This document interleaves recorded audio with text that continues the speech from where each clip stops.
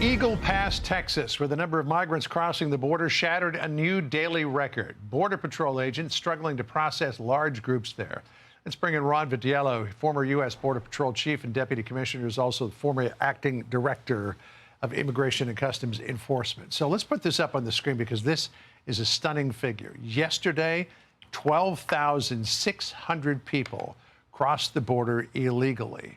And yet, you go to the White House, nobody's talking about this, nobody's asking about it unless you work for Fox News, and the president's just kind of going along like nothing's going on at the border. What is that all about? It's very frustrating. They've neglected their responsibility to protect us. They're derelict in their duty to protect us at the border, to give the Border Patrol and the front line of DHS the tools that they need to fix this. But they just seem to be ignoring it. Yeah, it's amazing to me that we've been talking all week. Is it because, well, we can't do anything about this, or it's up to Congress, or we don't even want to deal with it? They can. You know, in the end of the last surge, Congress didn't act. That was exclusively an executive exercise. The migrant protection protocols with Mexico, that fixed the problem the last time. If this administration had the will to fix this problem, they could do it without Congress's help. So two places where it's really kind of ground zero right now in the border, Lukeville, which is where Bill Melugin is today, and Eagle Pass, where he was, I believe it was yesterday. In Eagle Pass, 4,500 people crossed the border illegally yesterday. 5,000 were already in custody for a total of 9,500, almost 10,000 people in custody. The Eagle Pass population is only 30,000. So that's a third of the population came in the country illegally in just the last few days. And there's 20 Customs and Border Protection agents to deal with all of this. They are so outmanned and outgunned, Ron. How do they even deal with it? Yeah, they're totally covered up. As hard as they work, as dedicated as they are, they don't have the tools to fix this problem, and they're completely overwhelmed. The facilities, the systems, the whole thing is broken. Again, the worst choices ever by this administration gets us where we are. Union Pacific Railroad was complaining that railroad crossings between the United States and Mexico, in at least a couple places, including Eagle Pass, have been closed. And then other business owners are saying, look, this has got a huge impact on our economy and livelihood. Listen to this one woman here.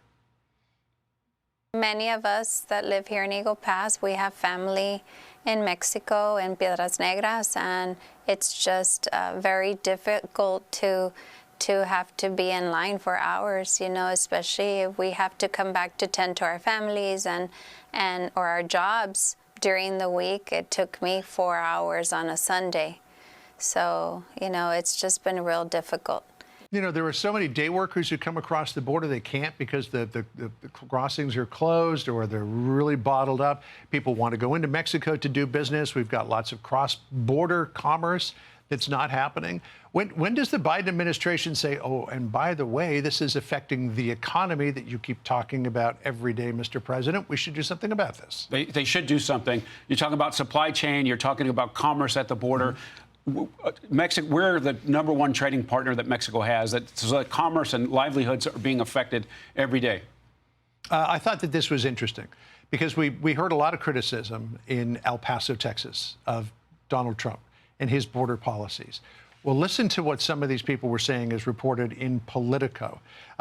Get the key and lock the gates, said Rick Delgado, a Navy veteran who told me he leans Democratic and who keeps a U.S. Customs and Border Protection number in his phone. Compared to Biden, Delgado said, Texas hardline Republican Governor Greg Abbott is doing a better job.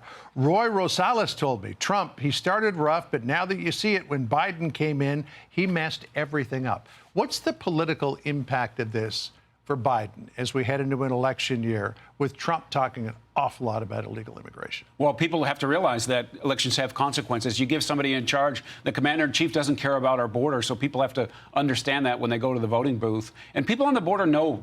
They know this problem, and they know it doesn't have to be this way. And they're the ones that are, you know, besides the agents in the front line, they're the ones that are seeing the effects of it. All right. Okay, Ron, it's great to talk to you. Hey, Sean Hannity here. Hey, click here to subscribe to Fox News YouTube page and catch our hottest interviews and most compelling analysis. You will not get it anywhere else.